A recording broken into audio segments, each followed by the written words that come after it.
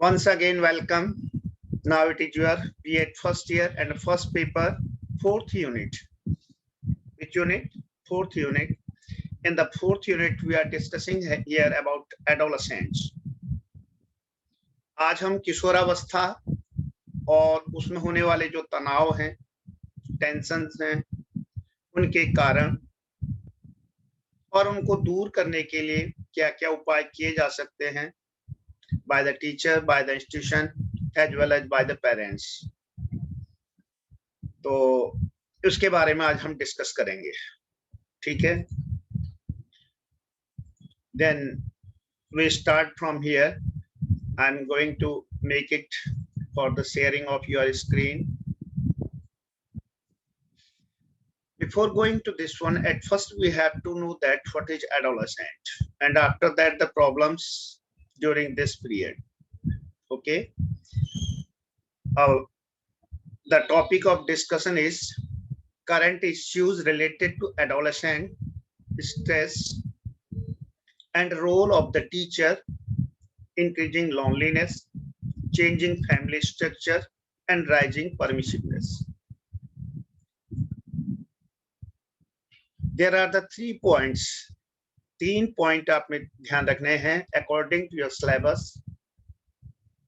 Adolescent stress क्या है, teacher का क्या रोल है, लोनलीनेस अकेलापन के लिए, changing family structure that is पहले जहां कंबाइंड फैमिली होती थी, संयुक्त परिवार होते थे और समय के साथ साथ ये चेंज होकर के आज न्यूक्लियर फैमिली बन चुकी है या एकल परिवार बन चुका है.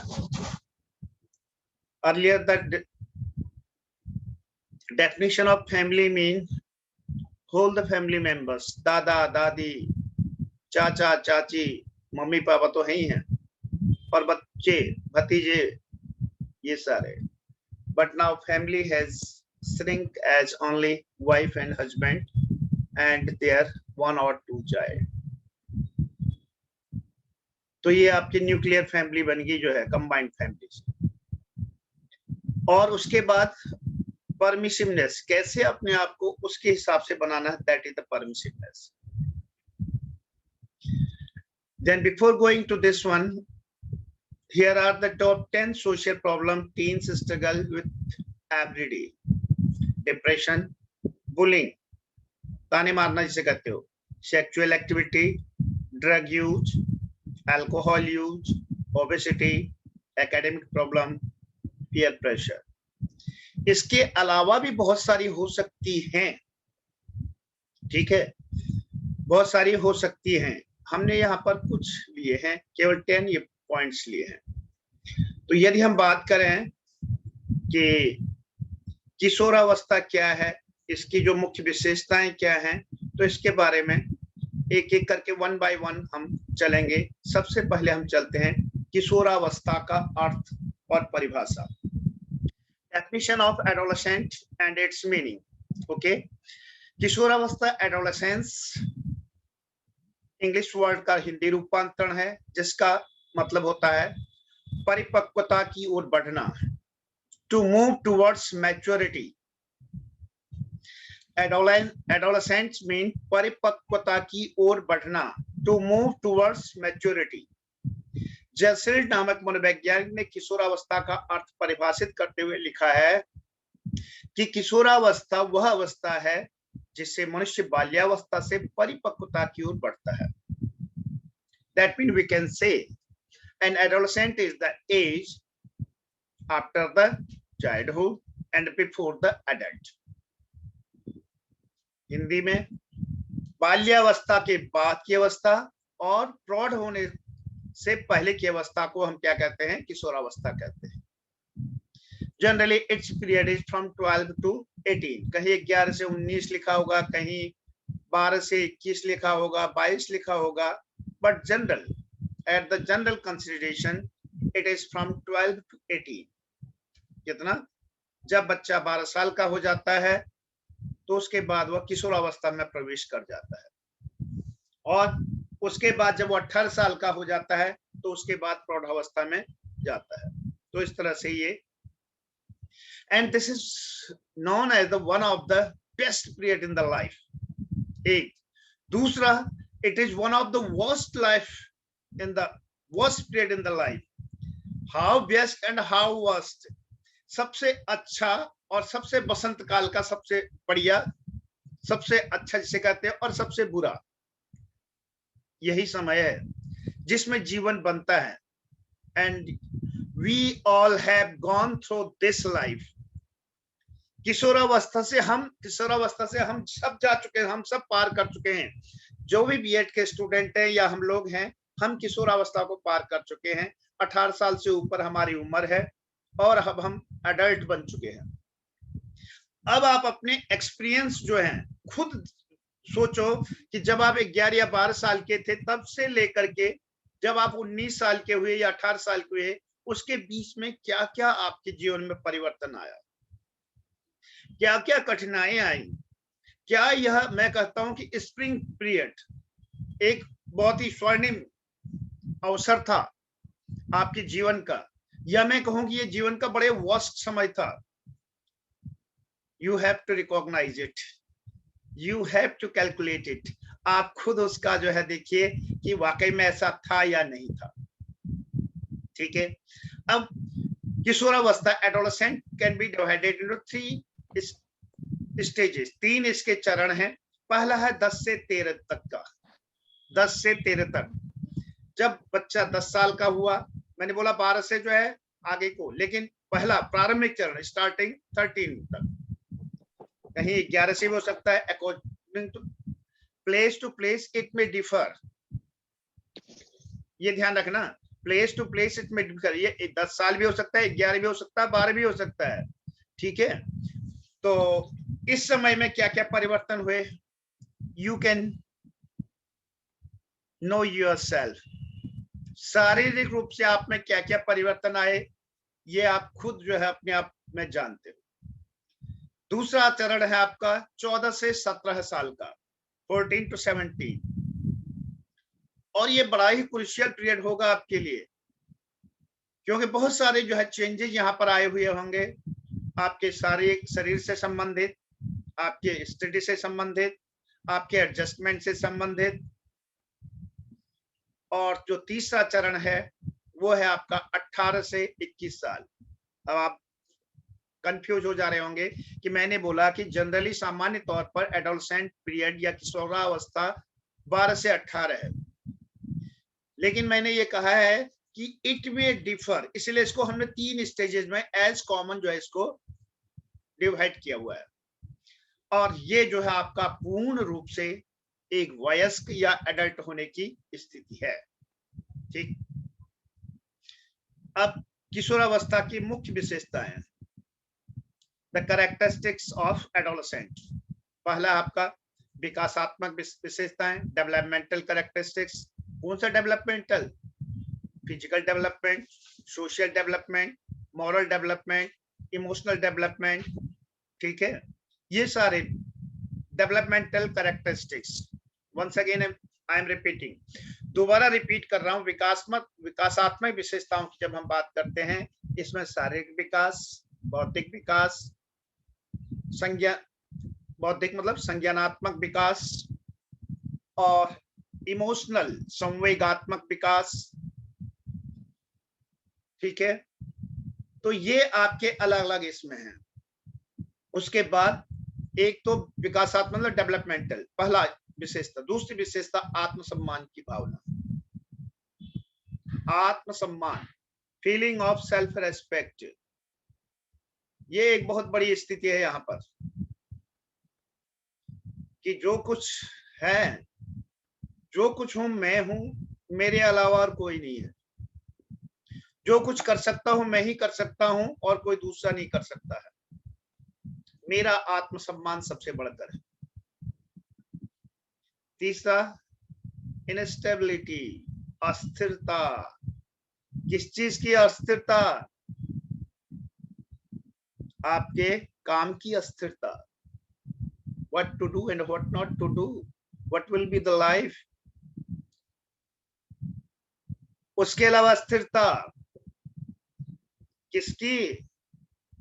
अरे बहुत सारे लड़के लड़कियां जो हैं एडोलसेंट में एक दूसरे के साथ जो है क्या होना शुरू कर देते हैं, साथ में रहना। ठीक है, कहीं कोई छोड़ न दे, कोई अपना न ले, कोई कुछ करे, जीवन साथी मिलेगा कैसा मिलेगा। और इसी समय, यही समय है डेवलपमेंट ऑफ जुवेनाइल डेलिक्वेंसी टेंडेंसी, किशोर अपराध की प्रवृत्ति। जुवेनाइल डेलिक्वेंसी, जैसी संगति बैठिए वैसो ही फल दी। अच्छी संगति में रहेंगे तो अच्छे गुणों का विकास होगा, बुरी संगति में रहेंगे तो बुरे गुणों का विकास होगा। अब जब एडोलसेंट जो है अपने ग्रुप में, पीयर ग्रुप, अपने साथ के जो ग्रुप हैं, उस ग्रुप में सब खेलने कूदने वाले आपस में एक कंपटीशन रख रहे हैं, राइवल नहीं है, प्रतिद्वंदी, वो द्वेष की भावना नहीं, एक कंपीट कर रहे हैं कि मैं भी आगे बढ़ूं, मैं भी आगे बढ़ूं। तो इस तरह के जो किशोर होंगे वो आगे बढ़ते जाएंगे।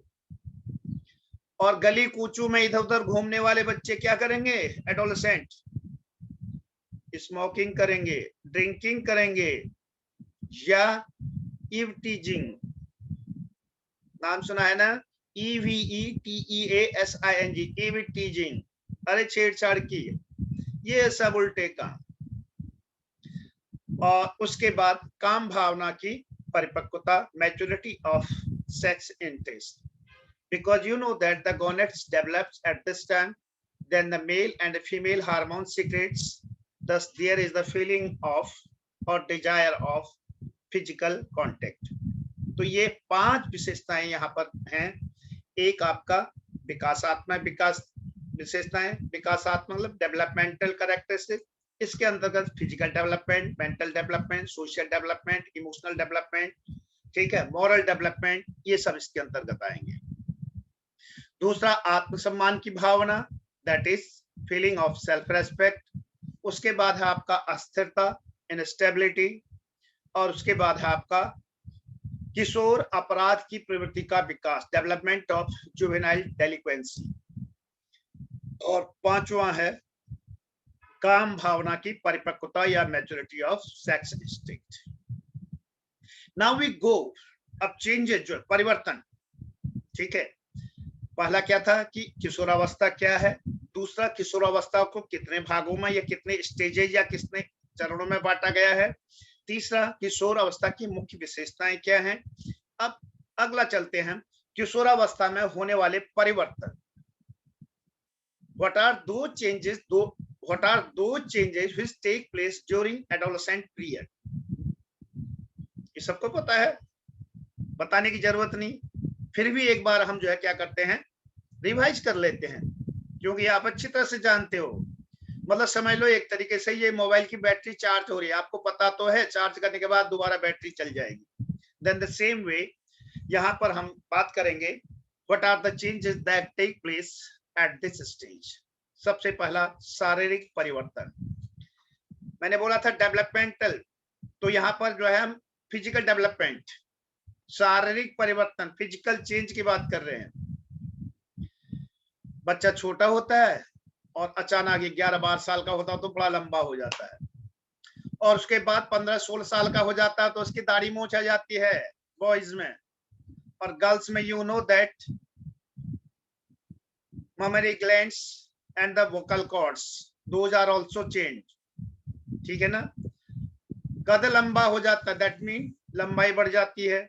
किशोर और एवं किशोरी, that is adolescent, the male and female, bones जो स्ट्रांग बन जाती हैं, ठीक है। और जो मेल हैं उनकी आवाज हॉर्स हो जाती है, HOARSE,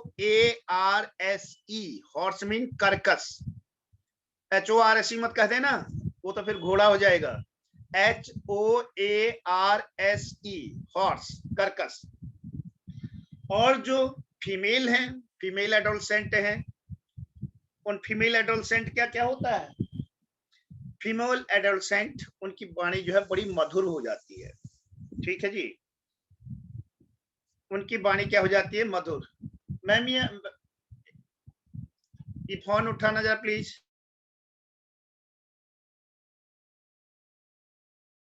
था, सॉरी। तो किशोरावस्था में होने वाले शारीरिक परिवर्तन के बारे में, एक तो लंबाई बढ़ जाती है, दूसरा इस बोन्स स्ट्रांग हो जाती हैं, और मेल की जो वॉइस है वो आपकी कर्कश या हॉर्स हो जाती है, फीमेल की वॉइस ये आपकी स्वीट हो जाती है, ठीक है। और जो मेल्स हैं उनमें मोस्टेस, बियर्ड, दाढ़ी मूछ का आ जाना, ठीक है। और जो फीमेल्स में है, ठीक है, मेंस्ट्रुअल साइकिल, और साथ साथ में जो है ममेरी ग्लैंड्स का डेवलप हो जाना। और इस तरह से ये कुछ शारीरिक परिवर्तन है जो कि, और साथ साथ में जो हमारी ज्ञानेंद्रियां, सेंस ऑर्गन्स, ये पूर्ण रूप से विकास इनका हो गया होता है। तो ये था हमारा फिजिकल चेंजेस, ठीक है। तो अब फिजिकल चेंजेस में कुछ जो हमारी जो टिप्स हैं, टिप्स के साथ साथ करेंगे कि उसके लिए हमने क्या क्या करना है, क्या नहीं करना है, ये हमने डिस्कस कर लिया एक ही उसमें कि मेल में क्या चेंजेस हैं और फीमेल में क्या चेंजेस होते हैं, ठीक है। एक बार आप इसमें अगर चाहें तो इसमें आराम से जो है देख भी सकते हैं, यूट्यूब में इसमें दिया हुआ है, ठीक है। और अब बात आती है कि मनोवैज्ञानिक परिवर्तन, ठीक है, जिसे हम क्या कहते हैं, साइकोलॉजिकल चेंजेस, विच चेंजेस, साइकोलॉजिकल चेंजेस। अब इस यदि हम बात करें साइकोलॉजिकल चेंजेस, तो यहाँ पर बच्चे के व्यवहार में परिवर्तन आ जाता है। अब हम बच्चा नहीं कहेंगे, एडोलसेंट कहेंगे। आपने देखा होगा कि जो छोटे बच्चे हैं, लगभग जो है 8, 9, 10 साल तक, चाहे मेल हो या फीमेल हो, दोनों आपस में एक साथ खेल लेते हैं, एक साथ कूदते हैं, सब कुछ करते हैं। और जो ही एडोलसेंट शुरू हुआ, दोनों का डायरेक्शन चेंज हो जाता है, ठीक है। बॉयज अपने ग्रुप में खेलने लग जाते हैं, गर्ल्स अपने ग्रुप में खेलने लग जाते हैं, and you know it well, very good, बहुत अच्छी तरह से। और किसी ने कुछ कह दिया तो गुस्सा और आ जाना है, गुस्सा ही नहीं बल्कि उसके बाद रिवोल्ट भी हो जाता है, विद्रोह कर देना, रिवोल्ट कर देना। और ये क्यों होता है? Because due to the change in hormone secretion. कुछ हार्मोन से हैं हमारे जो है गोनेट्स जिसे कहते हो, testosterone, progesterone and oestrogen, male hormones और फीमेल हार्मोन्स, इनका डेवलपमेंट, इनका सिक्रीशन ही जो है इस एज में शुरू होता है, एडोलसेंट में। तो जहां हमारा जो है हार्मोन के सिक्रीशन में परिवर्तन होता है, तो उससे जो है हमारा साइकोलॉजिकल चेंज अपने आप हो जाएगा, जो हमारी भावनाएं हैं वो अपने आप परिवर्तित हो जाती है। और साथ में यहाँ पर इंटेलेक्चुअल डेवलपमेंट, बौद्धिक क्षमता में वृद्धि हो जाती है। दो तरह की सोच शुरू हो जाती है, एक है आपका रीजनिंग, लॉजिकल थिंकिंग जिसे कहते हैं, और दूसरा मॉरल।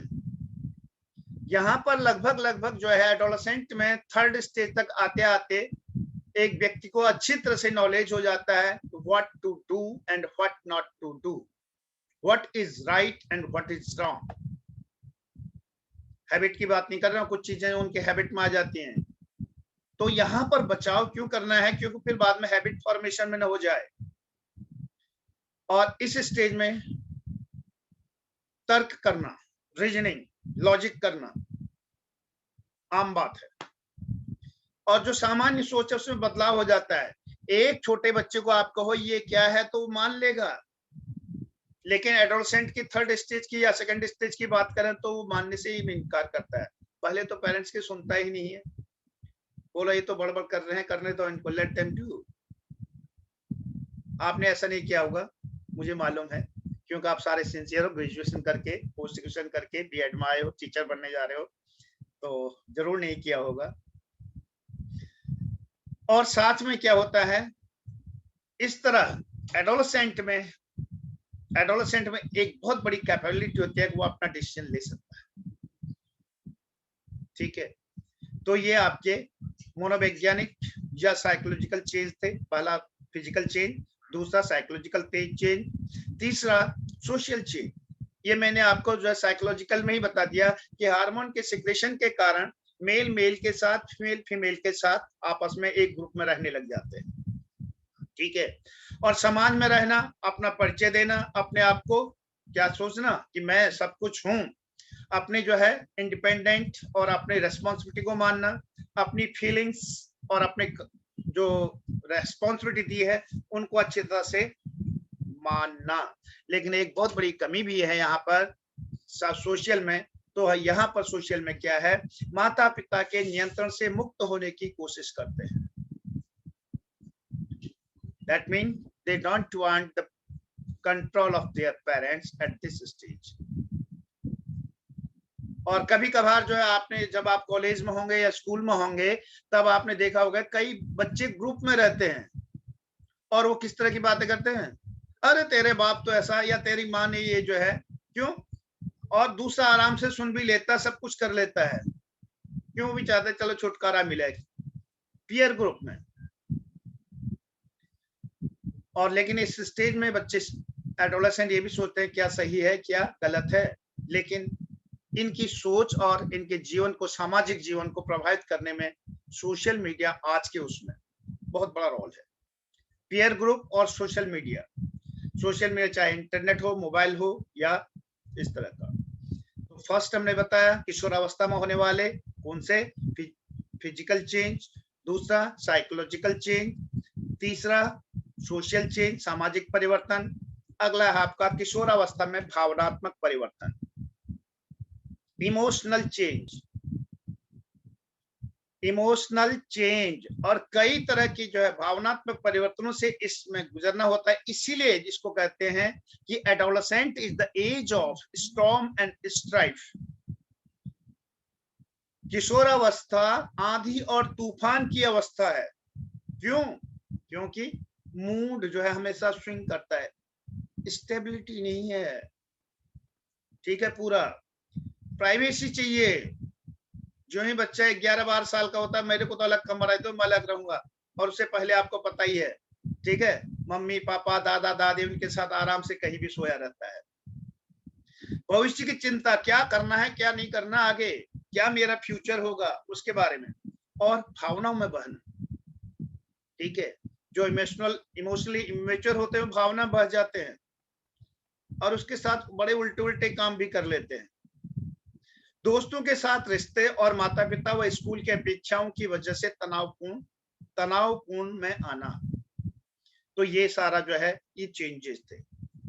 फर्स्ट हमने पढ़ा कि एडोलेसेंट क्या है, किशोरावस्था क्या है। दूसरा हमने अध्ययन किया किशोरावस्था की 3 अवस्थाएं होती हैं। उसके बाद किशोरावस्था की क्या विशेषताएं हैं और किशोरावस्था में होने वाले परिवर्तन, ठीक है। तो अब हम चल रहे हैं किशोरावस्था की समस्याएं, ठीक है। क्या समस्याएं? बहुत बड़ी समस्या है जी। एक समस्या है सबसे बड़ी जो है तनाव जो है उत्पन्न होता है वो समस्याओं के कारण ही होता है जो है। उसमें क्या, एक तो फिजिकली चेंज आ रहा है, शारीरिक रूप से परिवर्तन आ रहा है, तो उससे समस्या है कि क्या हो गया क्या नहीं हो रहा, क्या है कैसा है शरीर के बारे में, तो शारीरिक समस्या होगी शरीर से संबंधित, ठीक है। और इसमें एक्सप्लेन करने की जरूरत नहीं, you know it very well. दूसरा व्यक्तिगत समस्याएं जो है, ठीक है, मैं ठीक दिखूं, मैं सही दिखूं और कपड़े भी ठीक हों। उसके बाद सामाजिक समस्याएं, समाज में जहां कहीं जाएं तो अच्छी तरह से रहें, कोई किसी का साथ जो है किसी की जो है मजाक न उड़ाए, हंसी न उड़ाए। उसके बाद है भोजन संबंधी परेशानियां, समस्याएं जिसे कहते हो जो है, ठीक है, क्या खाना क्या नहीं खाना, कैसे जो है। उसके बाद है आपका बहुत बड़ा है आपका ये समस्या आत्मघाती प्रवृत्तियां। जो एडोलेसेंट इमोशनली मैच्योर नहीं होते हैं उनके लिए बहुत बड़ी समस्या है। They undergo for the suicide. जितने भी सुसाइडल केस होते हैं, ठीक है, जितने भी सुसाइडल केस होते हैं उन सब सुसाइडल केसेस का क्या बोलते हैं इसको, आत्महत्या, उसका एक ही कारण है कि इमोशनली इमेच्योर होना, संवेगात्मक रूप से परिपक्व नहीं होना। इसीलिए बचपन से ही बहुत आवश्यक है कि बच्चे को सोशली इमोशनली स्ट्रांग बनाना है। फिर दोबारा मैं वही जा रहा हूं, कहां पर, गीता के अध्याय में, सुख दुखे समे कृत्वा लाभा लाभो जय जयो ततो युद्धा युज्यस्व नैनम पापम वाप्स्यसि। सुख हो दुख हो, लाभ हो हानि हो, ठीक है, या आराम मिले या कष्ट हो, हर परिस्थिति में हम अपना काम अच्छे से कर पाए, हम अपने जीवन का यापन कर पाए, तो समझ लीजिए वो बंदा इमोशनली मैच्योर होगा। And its duty to make the a child strong emotionally and socially. It is the duty of the teacher. वो फिर बाद में करेंगे, ऑल्सो द पेरेंट्स। उसके बाद है आपका यौन परिपक्वता, ठीक है, दैट मीन यहाँ पर जेंडर डिफरेंसेस उत्पन्न हो जाते हैं, ठीक। और उसके बाद है एक समस्या होती है इस स्टेजेस में, क्या, व्यवसाय की, ठीक है। हालांकि इसके बाद और भी हो सकती है, जैसे शादी के लिए है, ये तो सारी समस्याएं हो सकती हैं। तो कुछ समस्याओं के बारे में हमने यहाँ पर ये डिस्कस किया। अब किशोरावस्था को बेहतर बनाने के लिए क्या करें? सबसे पहले उनके अच्छे दोस्त बने। क्या बने? अच्छे दोस्त बने, ठीक। आइदर द टीचर और द पेरेंट्स, ये बहुत जरूरी सबके लिए कि हम अपनी बात को अच्छी तरह से रख सकें और वो अपनी बात को अच्छी तरह हमें बता पाए और हम उनका सॉल्यूशन भी कर पाए। और दूसरा, उन्हें जिम्मेदार बनाएं, लकीर का फकीर नहीं, रेस्पॉन्सिबल पर्सन। रेस्पॉन्सिबल तभी, इसीलिए जो है उनको काम देना, उनको काम देने के साथ साथ उनसे पूछना और उनके काम के बाद फीडबैक लेना और जीवन नियंत्रित, एक कंट्रोल्ड लाइफ जिसे कहते हैं, एटिकेटेड लाइफ, कि मेरा जीवन कैसा हो। दैट इज, क्या मैं अपनी जिम्मेदारियों को अच्छी तरह से निभा रहा हूं या निभा रही हूं। सबकी जिम्मेदारी अलग अलग है, ये ध्यान रखना। बच्चे की जिम्मेदारी पढ़ाई करना, ओबे करना, काम समय से कर लेना, तो ये सारी जो है जिम्मेदार बना। अगला है, उन पर अधिकार मत जताइए, उन्हें शामिल कीजिए। क्या? अधिकार नहीं जताना, बल्कि उनको क्या करना है, हमने शामिल करना है। कभी कभी हम कह देते हैं ना, तुझे तो ये करना ही करना है, डू एंड डाई का सवाल हो जाता है, करो या मरो ना। अरे बड़े प्रेम के साथ, बड़े प्यार के साथ करवा लो ना, जो है, ठीक है। कभी कभी हम ही लोग भी बोल देते हैं, अरे क्या आता है उनको, कुछ नहीं आता, अरे क्या पढ़ाते हैं, कुछ नहीं जी, ऐसे कह देते हैं। अरे लेट देम से, कहने दो उनको, उनसे कहने से क्या होगा, ठीक है। आप में से या कोई भी जो है मुझसे कहें, नहीं नहीं इनका तो पढ़ा मेरे समझ में नहीं आता, हमें तो कुछ नहीं करना, जो है सुनना ही नहीं है, ठीक है। आपके उस करने या न करने से मेरे को कोई प्रभाव नहीं पड़ना चाहिए। अगर मेरे को प्रभाव पड़ रहा है, दैट मीन एक्सटर्नल स्टिमुलाई मेरे ऊपर हावी हो रही है। कभी कभी आप कह देते हो ना, या मैं कह देता हूं कि आप रेस्पॉन्स नहीं दे रहे हो।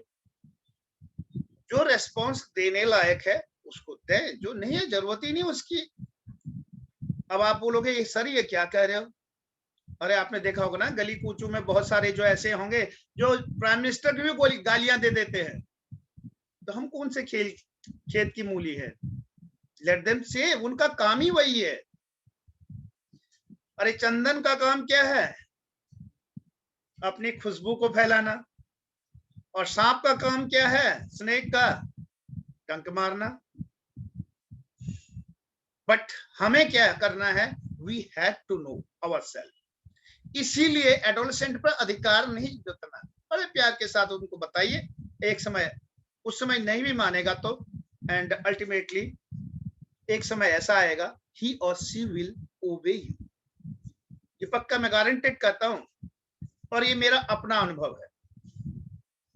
इसके बाद है आपका जो संवेगात्मक विकास के बारे में हम जो है, सामाजिक और संवेगात्मक विकास के बारे में हम डिस्कस कर चुके हैं। बुद्धि का विकास के बारे में हमने कर दिया कि अंतिम सबसे ज्यादा बुद्धि का विकास इस अवस्था में हो जाता है। भाषा विकास के बारे में, लेकिन कौन सी भाषा और कहां पर है, क्या है, और इसके लिए टीचर को रेस्पॉन्सिबल बहुत जरूरी है कि if we know the language well then we can teach a language well. यदि हमें लैंग्वेज में कमांड है तभी हम पढ़ा सकते हैं, यदि लैंग्वेज में कमांड नहीं है तो हम कितनी अच्छी तरह से भी अपने कंटेंट मैटर को प्रेजेंट करें, इट डजंट मैटर। ठीक है, उसके बाद है आपका संज्ञानात्मक विकास के लिए टीचर का रोल, हमने आपको सारा ये बता ही दिया। ठीक है, अभिभावक की भूमिका के बारे में हम नहीं करेंगे, हमें आपस में क्या करना है एडोलेसेंट का, इसके बारे में भी हम ये डिस्कस नहीं करेंगे।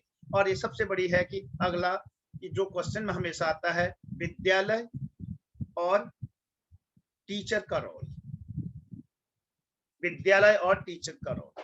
ये मुझे बताने की जरूरत नहीं है कि एक एडोलेसेंट में एक टीचर बच्चे में किन किन गुणों का डेवलप कर सकता, विकास कर सकता है, क्योंकि आप सारे के सारे इस स्टेज से निकल चुके हो और आपको पूरा अच्छे से पता है कि इस स्टेज में क्या करना चाहिए क्या नहीं करना चाहिए। स्टिल फिर भी मैं बता रहा हूं कि टीचर को जो है क्या करना चाहिए। नंबर एक तो टीचर को बच्चों को मोटिवेट करना चाहिए, हमेशा डीमोटिवेट नहीं, ऑलवेज डू मोटिवेशन। ये हमेशा याद रखो कि बच्चे को कभी भी जो है कंडेम्न मत करो, उनके निंदा या उसमें दोष मत लगाइए।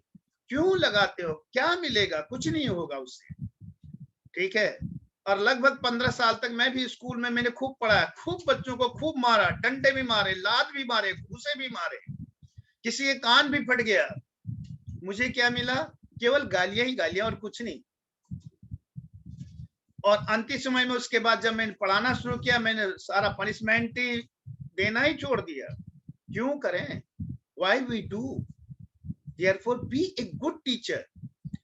For being a good teacher you must be polite, you must have the leadership quality, you must have the capability to motivate students. तो और एडोलेसेंट में तो बहुत बड़ा है, क्यों मैंने बताया था कि एडोलेसेंट क्या होते हैं, इमोशनली इमेच्योर होते हैं, जिधर को कहोगे उधर को चले जाएंगे। तो इसलिए एक टीचर को क्या अच्छी तरह से ट्रेन होना चाहिए। ठीक है, बच्चों में अपना भी खुश रहें और बच्चों को भी खुश रखें। बच्चों को खुश रखें इसका मतलब ये नहीं क्लास में जाकर उनके साथ हंसी मजाक करना शुरू करना और क्लास जो है अगले दिन से बोलेंगे ये टीचर को तो कुछ नहीं आता, इसको जाने तो let them go, let him और हर गो, ऐसा नहीं।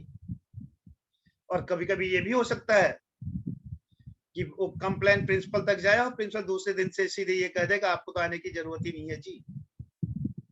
ठीक है, और अगर मैं भी ऐसे पढ़ा रहा होता तो पूजा मैडम कब के मेरे को बोल दी होती सर आपकी जरूरत नहीं है यहाँ। Yes, I know it because I know what my duty, what my responsibility, how I have to teach the students and how I have to handle my work. तो इसीलिए एक योग्य अध्यापक को जानना ये जरूरी है कि एडोलेसेंट में क्या क्या परेशानियां आती हैं, उन परेशानियों का निपटने का क्या तरीका है और बच्चों के साथ किस तरह का व्यवहार करें। ठीक है जी, तो और साथ में ये नहीं कि सारा सब जितना भी है जो है खुद ही न्यायपालिका बन जाए।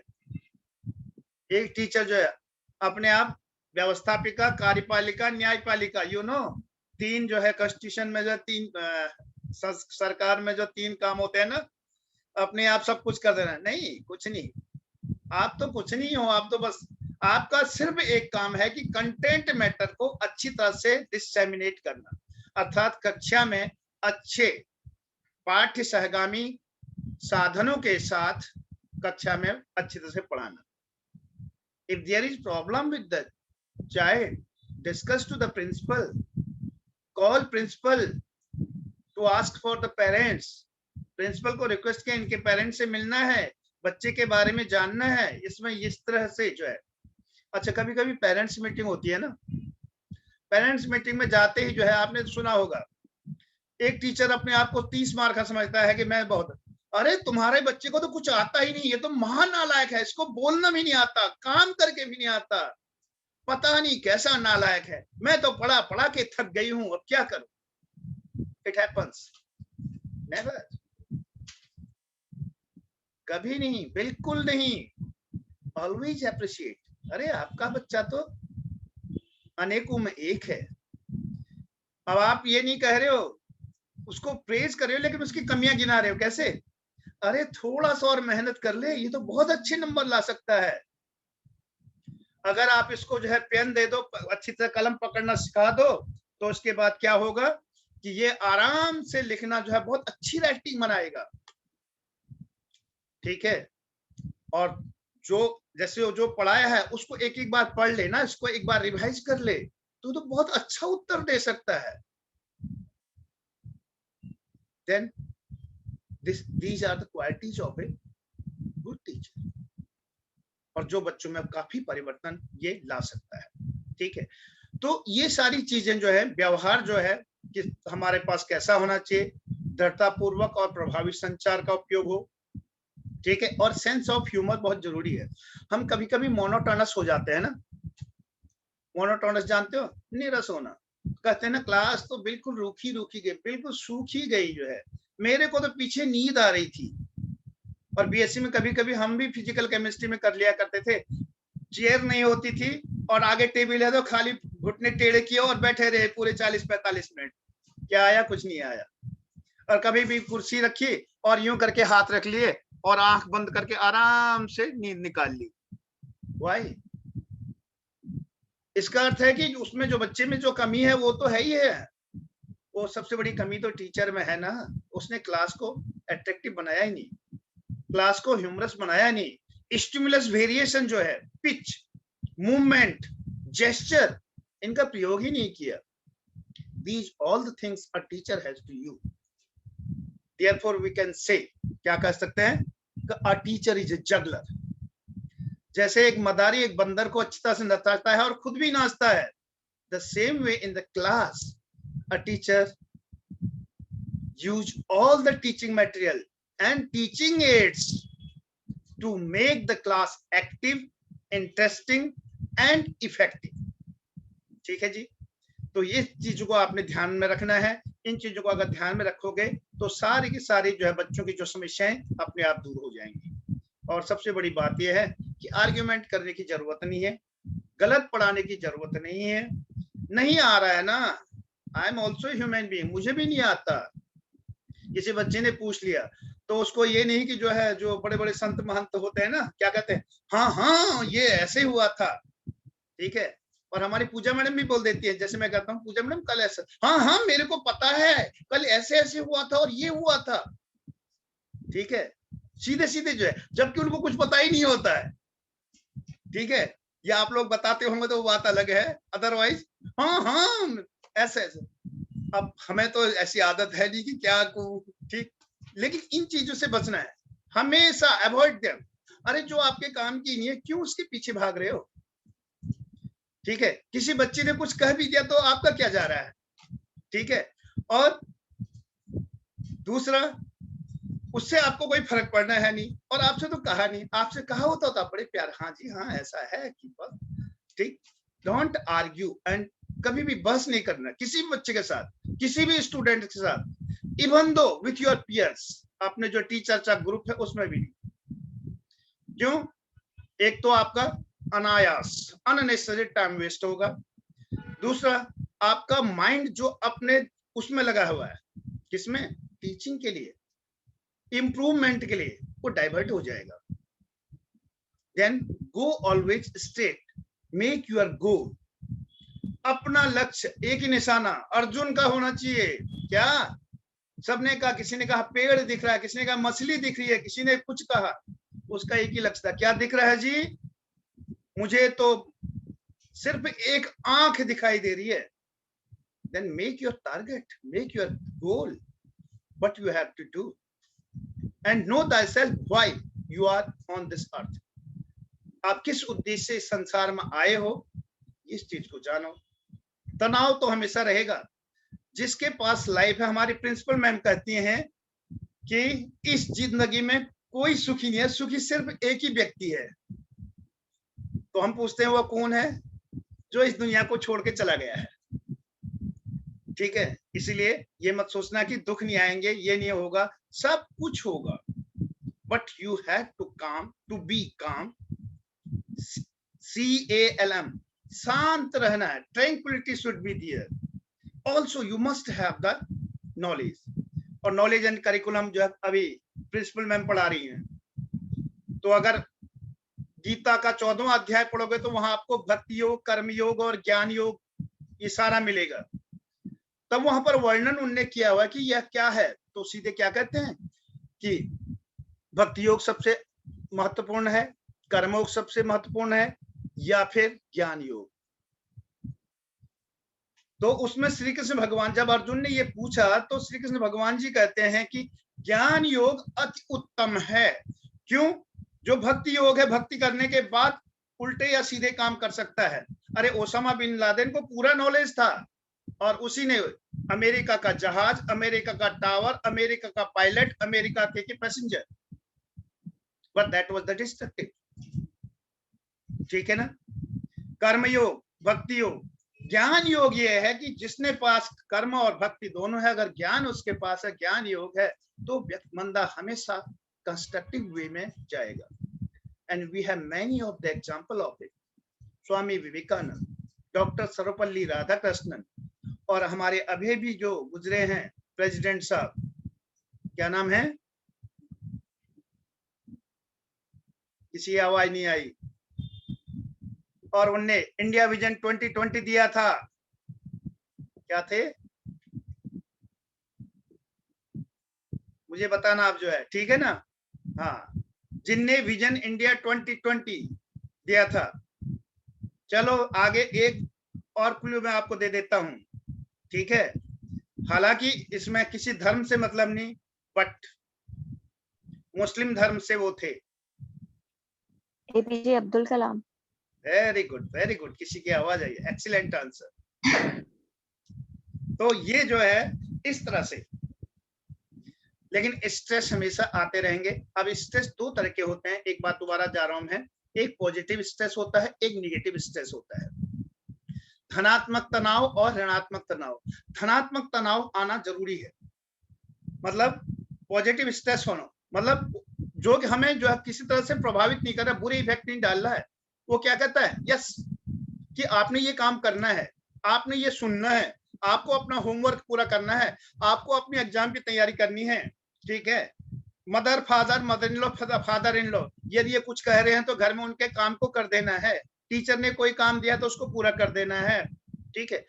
आपका बच्चा जो है आपसे कोई चीज डिमांड कर रहा है तो उसको समझाना, बताना, अगर ठीक है तो उसको देना, उसको पूर्ति करना।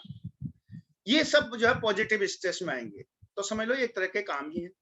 नेगेटिव स्ट्रेस वो जो हमें जो है डिप्रेशन की ओर ले जाते हैं, और हमेशा नेगेटिव स्ट्रेस से बचना चाहिए।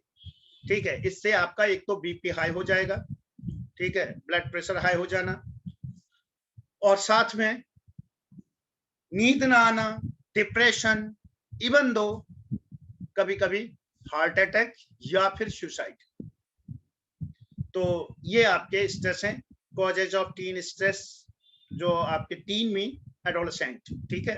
टीन 12 के बाद 13, 19, अर्थात एडोलेसेंट, किशोर अवस्था में क्या क्या जो है आपके कारण थे स्ट्रेस के, ये हमने पूरे पढ़ लिए। चिन्ह क्या क्या है, एक बार हम इसके बात करें कि जो है हम कैसे पता चलेगा कि ये बच्चा स्ट्रेस में है या ये नहीं है। तो उसके लिए बहुत अच्छा तरीका है। सिर दर्द हो रहा है या सिर पकड़ के बैठा है, कभी कभी मैं यूं सिर करके बैठता हूँ तो इसका अर्थ है कहीं ना कहीं कुछ न कुछ स्ट्रेस है। हेडेक, स्टोमक एक, पेट का दर्द, मसल पेन, टायर्डनेस, थका थका महसूस करना। Shutting down and withdrawing from the people and activities, कह रहे हैं इसमें भाग ले लो, ना ना मैं नहीं ले रहा हूं, या ये काम कर दो, मुझे नहीं करना है, तुम कर लो जो भी चाहो। दैट मीन कहीं कहीं स्ट्रेस है। ठीक है? पहचानने के लिए बता रहा हूं। ये में जो है आदमी को गुस्सा आ रहा होगा बहुत ज्यादा, इरिटेबल, चिड़चिड़ापन, चीख रहा होगा, चिल्ला रहा होगा, आंखों से आंसू आ रहे होंगे। ठीक है? और अपने आप बेसहारा, होपलेसनेस, बेसहारा समझ रहा होगा। तो ये सारी चीजें जो हैं साइन है या चिन्ह है या प्रतीक है, जिसके कारण हम ये देख सकते हैं कि ये एडोलेसेंट स्ट्रेस में है या स्ट्रेस में नहीं है। और स्ट्रेस को दूर करने के लिए जो तरीके मैंने पहले बताए थे वही सेम है। क्या? Talk about problem with others. हाँ, एक चीज और कि एक ये डिबेट बहुत देर तक, बहुत लंबे समय तक चली। क्या चली? कि in schools there must B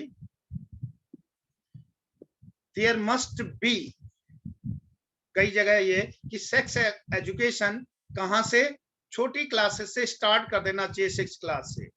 काफी डिबेट चली, काफी लंबी बात चली।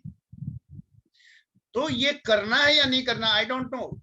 और न मैं हाँ कह रहा हूं, न मैं ना कह रहा हूं। सिर्फ मैं ये कह रहा हूं कि एक टीचर को ये जानना जरूरी है कि बच्चे के साथ क्या परेशानी है, बच्चा मीन एडोलेसेंट के साथ क्या परेशानी है। क्लास में वह बैठ नहीं पा रहा है या नहीं पा रही है, तो उसका कारण क्या है। तो इसलिए अगर टीचर और टॉट, मतलब स्टूडेंट और टीचर में अगर डिफरेंस नहीं है, डिस्टेंस नहीं है, और दोनों एक दूसरे को अपना मानते हैं, तो चुपचाप जो है एक स्टूडेंट अपने बच्चे को, एक स्टूडेंट अपने टीचर को बताया कि मुझे ये प्रॉब्लम है सर, मुझे या मैडम ये करना है, या सेम वे टीचर भी उसको ये, ठीक है मैं ये व्यवस्था आपके लिए ये कर देता हूं, या ये है, या ये ऐसा कर लो, उसका सॉल्यूशन। इसलिए टॉक अबाउट द प्रॉब्लम। ठीक।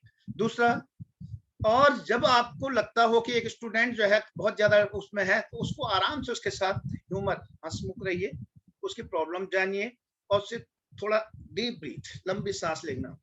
और जिसने सीबीएसई 12th क्लास किया होगा तो उसमें है count about 12, count up to 12, कि जब आपको बहुत ज्यादा गुस्सा आ रहा हो तो आप जो है 12 तक गिनती गिने, और तब तक आपका गुस्सा शांत हो जाएगा। बहुत अच्छी पोएम है, अभी राइटर का नाम भूल गया, सॉरी पोएट का नाम भूल गया।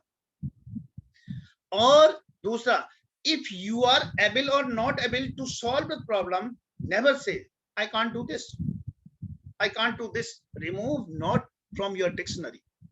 ओके, हाँ, आपकी जो समस्या है ना, उस समस्या के समाधान को मैं ढूंढने में आपकी मदद करूंगा, या उसको मैं ढूंढूंगा, दोनों। Yes, I will search for the solution of your problem. Yeah, I will try my best to solve your problem. ठीक है। And be progressive and relaxation. एक गुस्से में, आप भी गुस्से में आ गए तो समझ लो फिर गड़बड़ होगा। ठीक है, ये मेरी टेंडेंसी है। यदि आप प्यार से बात कर रहे हो, मैं बड़ी प्यार के साथ बात करता हूँ, ठीक है ना। और यदि आप गुस्सा एक बार करोगे तो मैं 10 बार करूंगा, मतलब जो आप दोगे उसका 10 टाइम मैं आपको वो चीज दूंगा। तो ऐसा नहीं होना है। हमेशा जो है क्या मानना है कि हमेशा जो क्रोध है, गुस्सा है, उसको शांति से जीतना है। ठीक है, कहना बड़ा आसान है, बट करना बड़ा टफ होता है। I know it very well.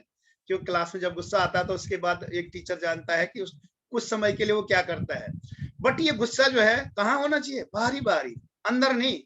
अंदर ही गुस्सा आ गया तो फिर तो गड़बड़ है, फिर तो क्लास डिस्टर्ब है, फिर वो बच्चे भी कुछ नहीं सीखेंगे, फिर टीचर का जो उनकी ब्लेसिंग है वो भी खत्म है। Therefore, be progressive। ठीक है। और साथ में जो टेंशन है, उस टेंशन को दूर करने के लिए कुछ न कुछ ऐसा उपाय ढूंढे, कोई सर्च करें, और छोटे छोटे उद्देश्यों को बनाए, छोटे छोटे लक्ष्य स्थापित करेंगे। हाँ, ये करना है, ये करना है, इसको ऐसे कर लेंगे, इसको ऐसे कर लेंगे। ठीक है। और बच्चे को मैक्सिमम काम में लगाएं, और एक्स्ट्रा करिकुलर एक्टिविटीज एंड को करिकुलर एक्टिविटीज में लगाएं, जिससे एक बच्चे का माइंड ही डाइवर्ट हो जाएगा। अरे खेल के मैदान में एक बच्चा बेचारा घर से दुखी है, या कुछ हो गया, मम्मी पापा ने डांट दिया है, रास्ते में कुछ हो गया, अब क्लास में बैठा है, ठीक है, टीचर भी नहीं आया, तो वो सोच में पड़ जाएगा अगर दोस्तों के साथ खेलने नहीं गया। लेकिन गेम्स का पीरियड हो गया, कोई क्विज कंपटीशन या कोई ऐसा जो है वो रख दिया, तो बच्चा उसमें पार्टिसिपेट लेगा, और उसके बाद सब कुछ भूल जाएगा। ठीक है। तो इसीलिए, और साथ में students and teacher both have, it's very necessary to have a good sleep. सोना बहुत जरूरी है। हमारी जितनी भी मसल्स हैं, जितने सेल्स हैं, वो सारे के सारे उसके बाद रिफ्रेश हो जाते हैं। इसलिए एक अच्छी नींद आवश्यक है, खुद भी करना है और बच्चों को भी बताना है। एक अच्छा डिसिप्लिन, अच्छा अनुशासन, हेल्दी अनुशासन, स्ट्रिक्ट नहीं, कठोर अनुशासन नहीं, हेल्दी अनुशासन, हेल्दी डिसिप्लिन। ठीक है। और उसके बाद फियर को दूर करना सबसे बहुत बड़ी बात है कि टू डेवलप कॉन्फिडेंस। ठीक है, हमारे प्रिंसिपल मैम को कहीं भी खड़ा कर दो, वो बोलने को फिर कुछ भी आया है बोल देती है कि ये है ये है ये है ये है, that mean full of confidence. जो नहीं भी पढ़ा होगा ना मैडम, वो भी बोल देती है कि हाँ ये ऐसे होता है। अरे मैडम की तो बात आपने, दूसरा एग्जाम्पल देता हूँ, सुकरात का। सुकरात तो अनपढ़ था ना, लेकिन समाज में जाकर लोगों के प्रश्नों का जवाब देता था। लोग जो भी सवाल पूछते उसका जवाब देता था, और पूरी कॉन्फिडेंस के साथ, as our principal ma'am do नहीं ड जाएगा यहाँ पर, क्योंकि प्रेजेंट इंडेफिनिट टेंस है। ठीक है ना। तो इस तरह से ये कुछ चीजें थी जो आज हमने जो है डिस्कस की कि कॉलेज ने क्या करना है, टीचर ने क्या करना है, क्या उनके साइन हैं, ठीक है, क्या उनके चिन्ह हैं। इसमें आप जो है यूट्यूब में भी देख सकते हैं। तो आज के लिए मैं चाहूंगा इतना ही। Thank you very much for listening me for a long time. थोड़ा सा लेट हुआ था but long time, and for thank you very much. Now the question goes to you. Thank you, sir. Welcome.